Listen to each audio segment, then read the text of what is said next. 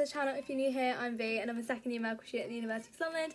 And for today's video I'm going to talk about accommodation again. I know I have previously made a video on Scotia Quay and a review of it in the past, and that's on my channel and I'll link it up there or whatever. But today's video is going to focus on more about if you're finding a place to live, whether you're a fresher, whether you're an international student, the things that I would factor in and what I think about when I'm moving in, and what I would do differently if I had the chance to go back in time about picking my accommodation. So yeah, let's get on with the video.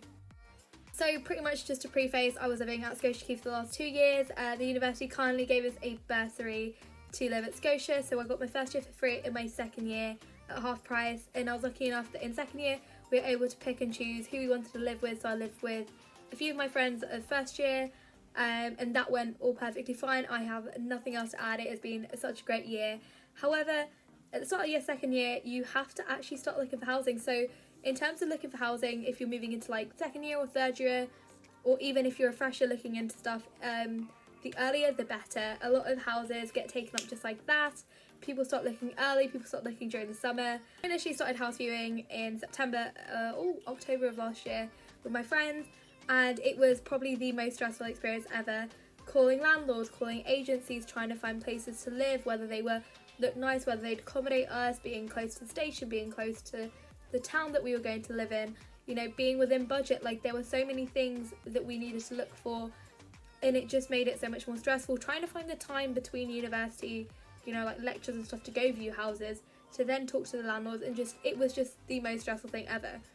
So I'm going to kind of mention a few things that I would do differently and that I'd think about before I was buying a house. The main things that I actually looked at before I was looking at housing. So initially I would look at budget. I think budget is such a huge thing. I'm very, very grateful that the university kind of gave me accommodation in the first 2 years and I was able to save that up. So obviously I'm in a better stead for when I go into third year and paying for rent and things like that.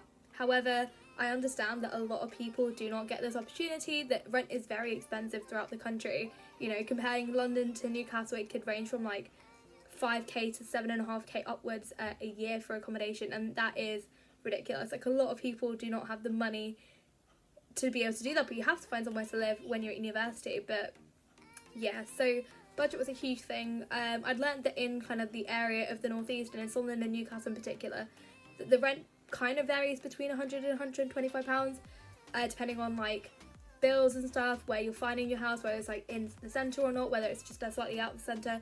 So that was kind of the biggest thing. Obviously you don't want to be forking out like 6k for a really bad house, or, you know, 7k for somewhere that is totally, you know, far from the train or something like that. Like, you need to kind of be very aware about kind of where you're placing your kind of accommodation and what you want to do. Like, my new accommodation for next year is actually not that far from university, neither is it from the hospitals that I'll be working at, so I kind of did it based off that, because I think location is such a huge thing. You don't want to be tired, you don't want to be making, you know, 40-minute trek into uni. Like, there are things that, you know, you just be so tired, like, you just don't want to do that. So that was the first thing I would do, is look at budget. The second thing I would do is look at distance and location. I know I just mentioned it, but I know that because I'll be travelling quite a lot in terms of like placements and stuff, I want to be close to like the train station so I can make those journeys just slightly more easier. I want to be close to town so I could pop into town and grab a few things. Like, I don't want to be trekking 25-30 minutes to get, you know, like basic needs. And equally, car parking was a huge thing. I know that a lot of us who are medical students do travel to and from placement in our cars because we're just all over the northeast, so it is kind of looking at those as well. The third would be amenities, so things just that are offered in the accommodation, whether that's a common room, whether that is, you know, an ensuite, whether it's a double bed or a single bed. Like, little things like that can make such a huge difference to like the way you're living. Like, you know, a nice desk, like things like that you might want to look into.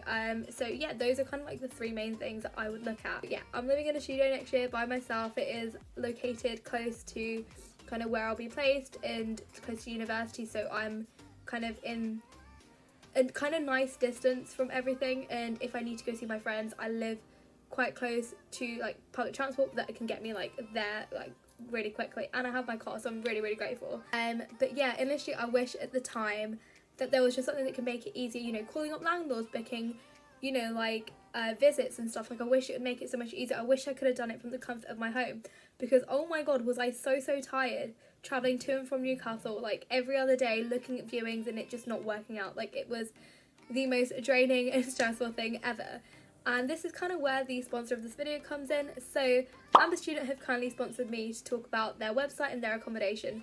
So they are the largest student-led kind of accommodation platform. They have got over 16,000 listings in 100 cities all up and down the UK, and they make this process of finding housing so streamlined. So on their website they've got loads of different filters. You can filter by location, you can filter by university, you can filter within budget, whether you want an ensuite, whether you want a private room, you can filter by amenities and things like that, and it is the perfect thing ever. Like, it almost condenses all the stuff that you wouldn't find on any other platform into that, and it's kind of led by students in a sense that it's reviewed by them, so you know it's safe, you know it's a decent place, you can see photos of it, you've got 3D videos, and you can do it from the comfort of your own home, which makes it so much easier for you international students, any freshers that don't want to travel to and from like the place to look at accommodation. Like, it makes it so much easier. And for everyone who's an international student, we've got the COVID-free policy, where like if COVID gets in the way of you moving in, they'll help you out with it. If you've got like no visa or you won't be able to get your visa in time, it's free cancellations and things like that.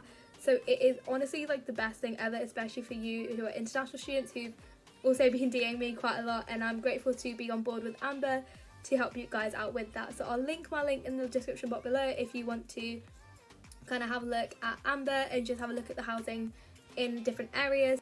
You know, if I'm looking for accommodation in Newcastle, for instance, I'll type in Newcastle, and then it will come up with a list of accommodations, and I can filter them by my preferences, by budget, and have a look, and it will tell you, you know, which places are sold out, which are still free to kind of get, any sort of amenities that come with it, any sort of like contracts, anything like that. And the best part is Amber helps you with all the paperwork, whether it's lease agreements, whether it's just paperwork, whether it's anything else to do, they will help you 24/7. They're there by your side.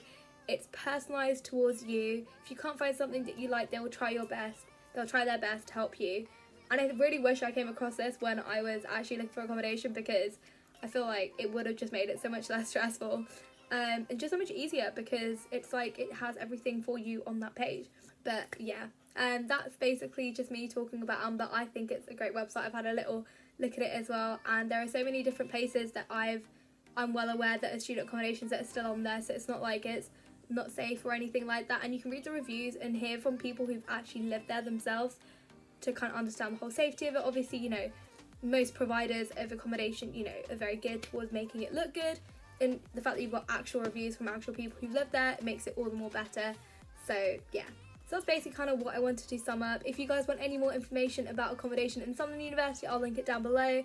Any accommodation regarding Amber, I'll link it down below if you want to use my link and have a look at any of the accommodations on their website. And if you guys have any questions, let me know in the comments or DM me on Instagram. If you like this video, please give it a huge thumbs up and subscribe down below, and I'll catch you guys next time for another video.